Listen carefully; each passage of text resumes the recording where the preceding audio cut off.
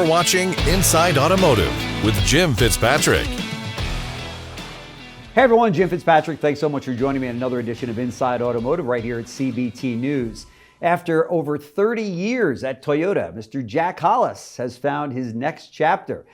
He's joined Accrual Equity Partners as a managing partner. Today we're joined by Jack Hollis along with Brady, Schmidt, and Jacob Tilzer, who's the founders and managing partners of Accrual Equity Partners, to talk about the future of automotive investment and what Jack is up to now, so in his new position. So I'll start with you, Mr. Jack Hollis. Thank you so much for spending some time with us and give us an update here. I mean, the industry has been trying to run smoothly without you for 6 months, and it's been tough, man. We miss you.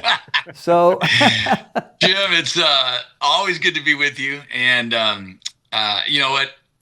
I'm sure the industry is going to be just fine. And you know what? And Toyota and Lexus are going to continue to be outstanding and do a great job, and they're because their dealers are amazing.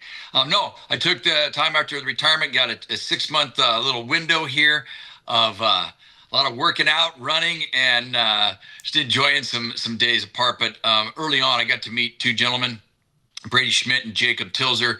Got very excited about what they had already been doing, what they are doing, and what they want to do. And we kept talking about how this would be. And, you know, as you well know, I believe that God's in control of my life and my career and everything else I'm doing. And I felt like my assignment at Toyota was done, and my assignment to start with AEP is just beginning. And I got to tell you, I just don't think I could be more excited about it and the partnership with these two amazing men. And we're going to do our best and try to be just as successful as we can be. That's fantastic. Well, congratulations to you. I know that that you had many opportunities and offers, I should say, to go in many different directions. Talk to me about how you made the decision to join Accrual. I mean, they were up against some stiff competition. Yeah.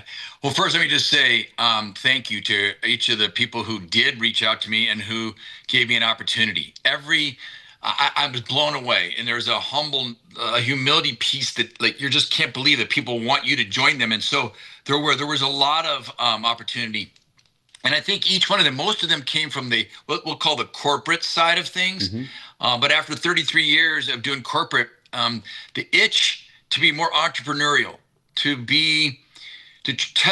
taste that, to test that, to go for it, was pretty welcoming. Ultimately, I think it was about being able to be entrepreneurial, but stay in the automotive space, at least to start. I think we're going to go some other areas as well, but to start to be in that automotive space really allows me to still serve customers and serve dealers. And that's what I've always loved to do, and still get to do it, but from a entrepreneurial side. That's fantastic. Well, and congratulations to Brady and Jacob for landing Jack. I know that's going to have its huge payoffs in your business. A lot of people love what he had done with Toyota, and obviously he's just a stand-up guy that people love and trust, and that goes a long way in retail automotive or in the automotive industry.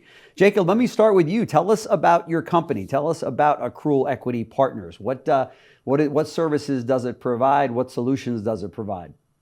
Sure. So currently, we're in the automotive dealership space. We're in the collision space. We're also general aftermarket repairers.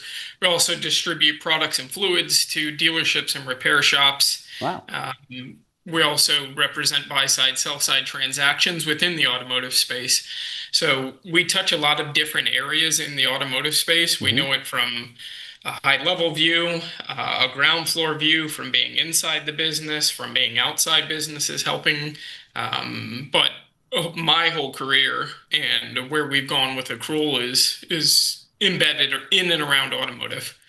Okay, great. And Brady, if somebody is looking to acquire a dealership and needs funding, will you be there with funding for them as well? Well, Jim, thanks. It's a great question. Great to be with you today. Thanks for the opportunity to chat with you for a few minutes. Well, we have a multifaceted automotive-centric company in Accrual Equity Partners. One of our flagship companies is where I spent 35 years of my career at National Business Brokers, which is Jacob just referred to in the M&A side of the business. And we have a lot of experience helping dealers and guys who want, or gals who want to be dealers, to raise capital to be able to become new car dealers. So that will definitely be a piece of what we help dealers do. And one of the things we're extremely passionate about, and I think part of the reason that the message resonated with Jack is that we care equally about being successful and helping people and helping dealers along the way. And we really do believe that dealers are the backbone of the American economy and do more good than most people know in their local communities. They're the ones that are sponsoring the baseball teams, showing up for Rotary, involved in their local churches, giving back to the local charities.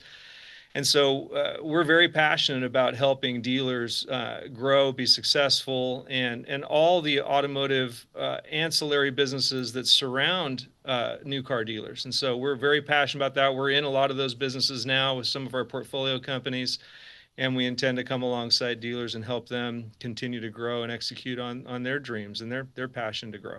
Yeah, it sounds like you've got quite a wide depth and breadth of opportunities there, unlike many in your space. I mean, you've got technology, you've got fixed ops opportunities and collision and retail automotive and different kinds of solutions in terms of things that you're sending out to car washes or I guess body shops and what have you, and in the way of supplies. Talk to me about that.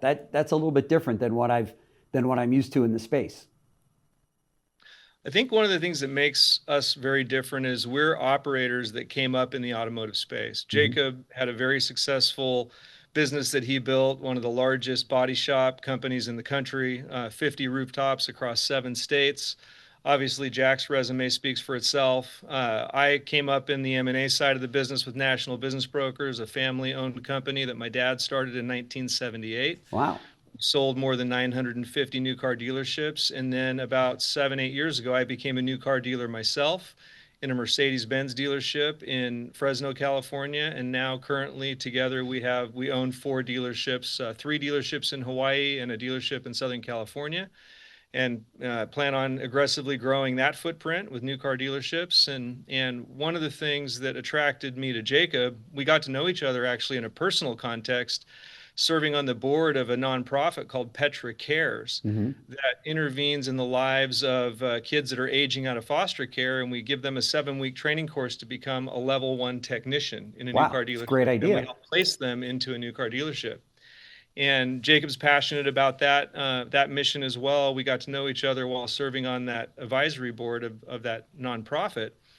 And as we got talking, he's like, gosh, I know body shops super well and built a really great business and a lot of these other ancillary businesses. And you're in the new car business and you have this M&A company. We should form a holding company and put something together. So something that makes us very different is we're a self-funded private equity company. We're not out in the market trying to raise capital, at least not today.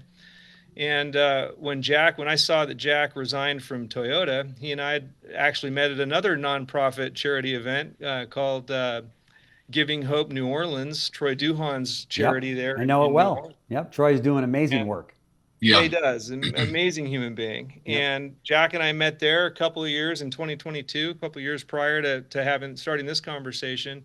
And I just simply called Jack and said, Jack, I don't know what your next step is, but if you want to come join Jacob and I and do something where we can make a big difference and have a big impact on the industry that we're all so passionate about, we'd love to have a conversation with you about it. And that just developed over a handful of months, and it became clear that this was the right fit. That is fantastic. Jack, as you know, fixed ops is something, obviously Jacob knows this as well, but this is an area that every dealer is focusing on. I'm sure, Brady, you are as well, because it seems to be the area that through thick and thin, we all end up in fixed ops, right? Whether it be through COVID, what are we going to have to offer? We're going to have fixed ops. The same thing holds true now with the tariffs that we see. Everything kind of leads back to how much can we make in fixed ops. Talk to me about that and the future of fixed ops. Future of fixed ops is going to be, as it should have always have been, should be the major focus of every dealership and every independent out there. It's what drives. It's recession proof. If you have a problem with your car and you need it to drive, you gotta have it fixed. And it's technicians and the need for more technicians, which is something we're going to be working on. And I think ultimately the focus here, and it has been, has got to be, how do you take care of the local customer, not just faster, but more personally. How do you develop that relationship? Some dealers do it really, really well. Some dealers don't focus on it at all. That's right. And in those marketplaces, that's where you'll see someone like us come around and really help the customer. It's got to be about making sure the customer's taken care of. That's right. It is a business that is still, it's full and still not good enough. Meaning it has plenty of people wanting to do the business, but why is there such a difference, from A to Z in quality? And we're going to be at the top of that, and we'll compete really well. Yeah, no question. Jacob, as you know, many times in a dealership operation, the GM or maybe even the dealer principal typically came out of variable ops. Sometimes I get emails on this topic because I'll hear from a fixed ops that says, I'm a dealer and I came out of fixed ops. But for the most part, they come out of variable ops. Would you agree, Jack, that they run a good showroom, they become GM, and then they become a dealer principal, what have you? And it seems as though the people that have actually come out of fixed ops and have been an effective fixed ops director run even a better operation when they become a general manager or a dealer. Would you agree with that? I would, because they pay all the bills with the fixed op money, and any car they end up selling falls right to the bottom. That's right. Totally. Yeah. Fixed ops is so nuanced, and I'm not saying the new car side of sales is not, but managing technicians and throughput and, profit per RO, there's a lot of levers to pull in the service department. So I think the fixed ops guys that have been in it, lived in it, and get it, they pick up the variable side pretty quick. Yeah. Sell a car, I got front end, back end, here's what I'm in the car for, and it's a pretty quick transaction versus, hey, in a repair shop where we've got a $15,000 warranty bill, and we've got to change a motor, and that's going to be a 3-week job, and the billing process behind it, to me, is a little bit more nuanced and technical. That's right. Brady, with your M&A background and your experience as a dealer principal, you bring a rare kind of a dual perspective. What trends are you seeing in the dealership buy-sell market right now? Well, Jim, as you know, you see every day too, consolidation is going to continue to happen. And, where we've really found a sweet spot over the last 40 some odd years has been dealing with dealers that are 3 to 7 rooftops, 10 rooftops, in that medium to small dealer group space. And those dealers need to grow. Those dealers need to add more rooftops to stay competitive in the marketplace of the future, because to be successful today is very different than what it's going to take to be successful even 3, 4, 5 years from now with the advancement in technology, especially AI. Yeah, for sure. And Jacob could talk a lot about that. He focuses on that area for our company. But with the advances in AI alone, there are a lot of things that are done in dealerships today that are going to be very different and done very differently in very, very short order. And the dealers that aren't big enough to make that investment across their platform are going to find themselves falling behind. And so our goal is to get the message out to show dealers what we're doing and help dealers do exactly what we're doing to shore up the technology side of the business in order to be able to stay relevant and stay ahead of that curve. And then obviously those dealers that decide they're not ready to make that investment or they don't want to go down that journey, then we're going to be here for them to help them exit in the best way possible for the best outcome for them and their families. Sure. Brady, if somebody's listening right now and they're a dealer and they've got a few stores and they're thinking about maybe now is the time, they're maybe in their late 60s, early 70s, they don't have anybody to leave the dealership to per se, and they're thinking about, hanging it up. What's the typical process, or I should say the length of time, maybe the process too, but what's the typical length of time from the time you get that call that says, hey, we need some help here, we want to take it to market, from the time that they're actually walking off the showroom with their check, so to speak? That's a great question. We're a little different than most of our contemporaries in this space. We really want to add a lot of value on the front end of the process. So what we try and encourage our clients to look really as far ahead as you can look in this process and get started today. So it's not uncommon for us to begin a relationship with a client and we help them improve their business for a number of years before we even take them to market. Oh, wow. Okay. And what we've really realized is when you care about the outcomes so much and you realize that this dealer or his family or her family they've blood, sweat, and tears and every dollar they have at risk in this business. Right. Our responsibility is to help them have the best outcome possible. And it's not just money. It's making sure the legacy of their business is carried on. It's making sure that the employees are well taken care of and we find the right fit for that business. Yeah. But in terms of the economics, the sooner we get involved, the more we can impact their profits. And as buyers are looking at these businesses with a trailing 12 months or the last 12 months calendar year or the last couple of years of income, it makes a significant impact in the outcome of the price of these dealerships. But to answer your question directly, from the time we take an assignment to take a dealership to market to get an actual closing and the factory's timing has a lot to do with this because they take a lot of this time in the approval process, but it's about a year. It's about a year-long process. Okay. I see you nodding your head there, Jack, earlier about, taking care of the business before you actually take it to market. Talk to us about the importance of that. Obviously, every dollar that you can bring to the bottom line or to the net profit, you may get $7, $8, $9 times that, right? And there are those dealers that think, well, let me just run out there, sell my store, and be gone. But that's not necessarily, to Brady's point, that's not the way to go, right? I think it's when most people you get into the dealer business, you want to make money. And you should. You're putting your capital at risk, and you want to get a payback for it. That's what it should be. But once it's established, there's a legacy piece that I think I was nodding my head on it because it's more than that. It's what are you doing to influence your community, influence the customer, and it's still about what you're giving. Right. And if you're only focused on what you're getting, it's going to end up feeling a little bit empty. Yeah. It's never enough. But if you're talking about how much you're giving to that community, to the customer, whatever, it actually grows and upon itself 7, 8, or 9 times. And I think one of the things that we're focused on through Brady's business at MBB, it's how can we set up a situation where there's 3 wins, a win-win-win. Because unfortunately, in a buy-sell situation, there oftentimes one feels like they won and somebody feels like they lost.